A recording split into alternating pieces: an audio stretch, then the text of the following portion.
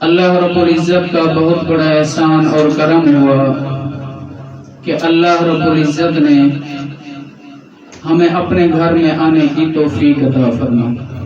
اللہ رب العزت کا سب سے بڑا احسان یہ کہ اللہ رب العزت نے ہمیں مسلمان بنایا اور مسلمانوں کے گھروں میں پیدا فرمایا اور عظیم کلمہ عطا کیا، لا الہ الا اللہ محمد رسول اللہ صلی اللہ علیہ وسلم۔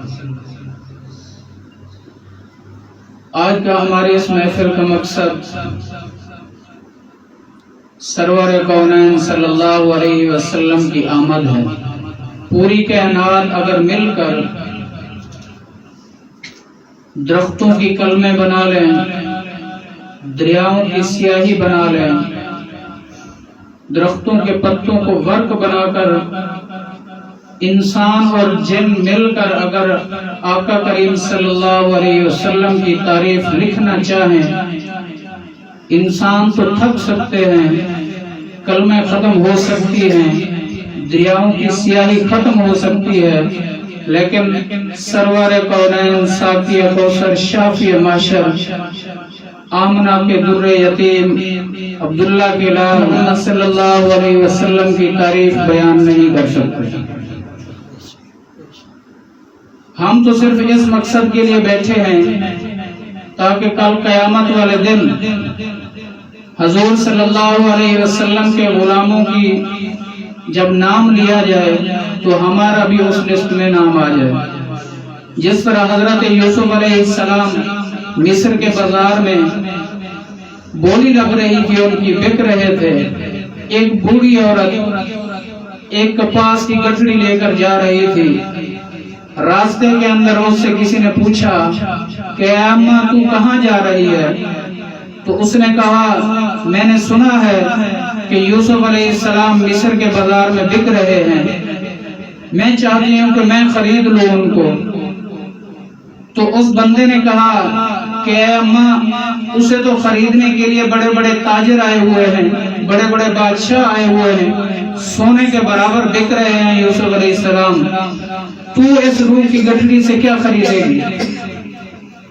تو اس اماں نے جواب دیا کہ جانتی میں بھی ہوں، مجھے بھی پتا ہے کہ اس گٹھڑی سے کچھ نہیں ہونے والا، لیکن میں یہ چاہتی ہوں کہ کل قیامت والے دن اگر اللہ تعالیٰ یہ کہیں کہ یوسف علیہ السلام بازار میں بک رہے تھے، ان کو خریدنے والے کہاں ہیں، تو اس میں میرا نام بھی آ جائے۔ ہم تو صرف اس مقصد کے لیے جمع ہوئے ہیں کہ اس لسٹ میں ہمارا بھی نام آ جائے، آقا کریم صلی اللہ علیہ وسلم کے غلاموں کی لسٹ میں۔ قرآن کریم کی ایک آیت مبارکہ تلاوت فرمائی، لقد من اللہ علی المؤمنین اذ بعث فیہم رسولا۔ اللہ رب العزت نے اس آیت کریمہ کے اندر اپنے بندوں کو مخاطب کیا اور فرمایا کہ اے میرے بندو، لقد من اللہ، ہم نے تمہارے اوپر احسان کیا، علی المؤمنین، مومنوں پر، مسلمانوں پر، اذ بعث فیہم رسولا، کہ تمہارے اندر ہم نے اپنا رسول بھیجا۔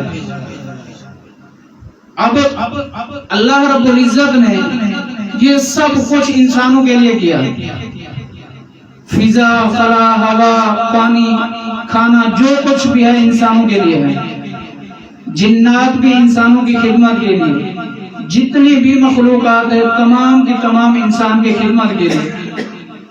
اللہ رب العزت نے آنکھ دی، کان دیے، ناک دیا، ہاتھ دیے، پاؤں دیے، زبان دی، دماغ دیا سوچنے کے لیے۔ کبھی اللہ رب العزت نے یہ نہیں فرمایا کہ اے بندے میں نے تمہارے اوپر احسان کیا ہے، لیکن جب اپنے پیارے حبیب کو اس دنیا کے اندر بھیجا، اللہ نے مومنوں کو مخاطب کر کے فرمایا، لقد من اللہ علی المؤمنین، ہم نے تمہارے اوپر احسان کیا، علی المؤمنین، مومنوں پر، اذ بعث فیہم رسولا، کہ تمہارے اندر ہم نے اپنے رسول بھیجا۔ قرآن کریم کے ہر پارے کے اندر اللہ رب العزت نے اپنے محبوب کا مقام اور مرتبہ بیان فرمایا ہے اپنے لہجے کے اندر۔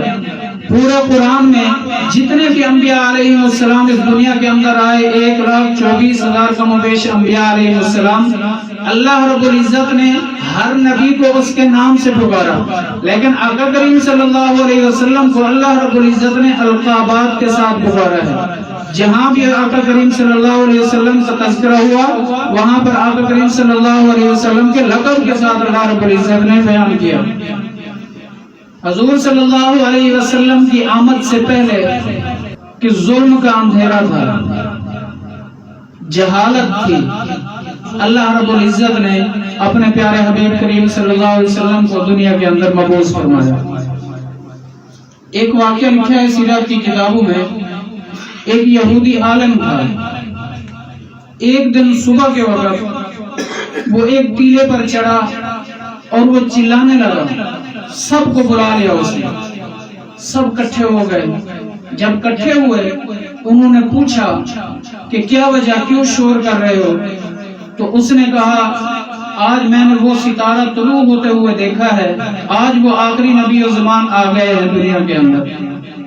اور اس نے کہا ایک نشانی میں نے یہ پڑھی ہے کہ جب وہ آخری نبی آئیں گے 2 دن تک اپنی ماں کا دودھ نہیں پئیں گے۔ آقا کریم صلی اللہ علیہ وسلم آمد سے پہلے حضرت عبداللہ جو حضور صلی اللہ علیہ وسلم کے والد محترم ہیں، نوجوان تھے، خوبصورت تھے، اللہ رب العزت نے ان کی پیشانی کے اندر حضور صلی اللہ علیہ وسلم کی نبوت والا نور رکھ دیا۔ یہ جہاں سے گزرتے تھے، جو عالم تھے اس وقت تورات انجیل زبور کے، وہ دیکھتے تھے، ان کو پتہ چل جاتا تھا۔ اس وقت ایک عورت تھی جو عالمہ تھی تورات انجیل زبور کی، حضرت عبداللہ رضی اللہ عنہ جن وہاں سے گزرتے تو وہ راستے کے اندر آ جاتے۔ ایک مرتبہ اس نے کہا کہ اے عبداللہ تو مجھ سے نکاح کر لے۔ حضرت عبداللہ نے فرمایا کہ یہ ہمارے خاندان کی روایات کے خلاف ہے، جہاں پر میرے آبا و اجداد طے کریں گے وہاں میرا نکاح ہوگا۔ پھر اس نے کہا اگر تو نکاح نہیں کرنا چاہتا کچھ وقت میرے ساتھ گزار لے۔ حضرت عبداللہ نے انکار کر دیا۔ حضرت عبداللہ تجارت کے لیے گئے، واپس آئے، رشتہ طے ہو گیا، حضرت آمنہ کے ساتھ نکاح ہو گیا۔ جب نکاح ہو گیا اگلے دن جب وہاں سے گزرے تو وہی عورت پھر راستے پر کھڑی تھی۔ جب اس نے دیکھا تو اس نے حضرت عبداللہ سے کہا کہ آپ نے شادی کر لی؟ تو حضرت عبداللہ نے فرمایا جی شادی کر لی۔ آپ کو کیسے پتا؟ اس نے کہا آپ کیا سمجھتے ہیں کہ میں کوئی فاحشہ عورت ہوں؟ میں آپ کو دعوت دے رہی تھی میرے ساتھ کچھ وقت گزارو۔ میں تورات انجیل کی عالمہ ہوں، میں نے وہ سب علامات پڑھی ہیں جو نبی آخر زمان کی پائی جاتی ہیں، وہ میں نے تمہارے اندر دیکھی ہیں، اس نبی کے نور کو میں نے تمہاری پیشانی کے اندر دیکھا ہے۔ آج جب تیرا نکاح ہو گیا ہے تو وہ نور مجھے نظر نہیں آ رہا، وہ کہیں اور منتقل ہو گیا، تو وہ نور کہیں اور منتقل ہو گیا ہے۔ حضرت آمنہ رضی اللہ تعالیٰ عنہ کے بدن کے اندر جب حضور صلی اللہ علیہ وسلم آئے تو اللہ رب العزت نے عجیب و غریب معجزات دکھائے، عجیب و غریب کرشمے دیکھنے کو آئے۔ حضرت آمنہ فرماتی ہیں اگر میں مکے کی گلیوں میں چلتی تو میرے جسم سے ایسی خوشبو پھوٹتی کہ جو ہفتہ ہفتہ وہاں سے خوشبو آتی رہتی، دور دور تک اس کی خوشبو جاتی۔ اگر میں چشمے پر پانی لینے جاتی کنویں کا پانی اوپر آ جاتا خود بخود، میں پانی وہاں سے بھر لیتی۔ میرے لیے پتھر ایسے نرم ملائم بن جاتے تھے۔ گرمی کے موسم میں بادل سایہ کرنے لگتے تھے۔ جو دوسری مکے کی عورتیں تھیں پانی لینے کے لیے جاتی چشمے پر تو حضرت آمنہ کا انتظار کرتی رہتی، اور حضرت آمنہ سے کہتی کہ اے آمنہ جب تک ہم سب پانی یہاں سے نہ بھر لیں اس وقت تک آپ نے پانی نہیں بھرنا۔ وجہ کیا ہے؟ وجہ یہ ہے کہ جب تک تم یہاں رہتی ہو پانی اوپر رہتا ہے، تم یہاں سے چلی جاتی ہو تو ہمیں مشکل پڑ جاتی ہے ڈول کھینچنے میں، پانی نکالنا پڑتا ہے۔ یہ اللہ رب العزت کی طرف سے کرامات، یہ کرشمے نظر آ رہے تھے، معجزات اللہ رب العزت دکھا رہے تھے اپنے نبی آخر الزمان کے۔ ایک مرتبہ مکے کی عورتیں خواجہ عبد المطلب کے پاس شکایت لے کر آئیں کیونکہ خواجہ عبد المطلب بہت بڑے سردار تھے، قریش کے سردار تھے اور نامی گرامی بندے تھے۔ شکایت لے کر آئیں کہ خواجہ عبد المطلب اپنی بھاؤ کو سمجھاؤ کہ اتنی مہنگی خوشبو نہ لگایا کریں، اب وہ بیوہ ہیں، ان کا خاوند فوت ہو گیا ہے، اب یہ زیبا نہیں دیتے ان کو کہ وہ مہنگی خوشبو لگائیں، وہاں سے گزریں اور دور دور تک خوشبو جاتی ہے۔ تو حضرت خواجہ عبد المطلب نے ایک مرتبہ حضرت آمنہ کو بلایا، کہنے لگے کہ دیکھو بیٹا، لوگ ایسے ایسے باتیں کر رہے ہیں، تم اتنی مہنگی خوشبو نہ لگایا کرو جس سے لوگوں کے دلوں میں خیالات پیدا ہوں، اب تم بیوہ ہو، تمہارے خاوند نہیں رہے۔ تو حضرت آمنہ کہنے لگی کہ اے ابا جان، مجھے تو پتہ نہیں ہے خوشبو ملتی کہاں سے، میں نے آج تک تو دکان بھی نہیں دیکھی، بازار نہیں گئی، مجھے کیا پتا خوشبو کہاں سے آتی ہے۔ کہنے لگی جب سے یہ بچہ میرے پیٹ کے اندر آیا ہے، اللہ کی قسم ایسے عجیب و غریب واقعات ہو رہے ہیں کہ میں خود حیران ہوں کہ کیا ہو رہا ہے۔ حضرت آمنہ نے اسی وقت کھڑے ہوئے دیوار کو ایسے کھروچا، وہاں سے خوشبو آنے لگی۔ تو کہنے لگی اے ابا جان، اب دیکھیں یہاں پر تو میں نے خوشبو نہیں لگائی، میں جہاں ہاتھ لگاتی ہوں وہاں سے خوشبو آنے لگتی ہے، میں جہاں سے گزرتی ہوں وہاں سے خوشبو آنے لگتی ہے۔ جب سے یہ بچہ میرے پیٹ کے اندر آیا ہے، ایسے عجیب و غریب واقعات ہو رہے ہیں اللہ رب العزت کی طرف سے۔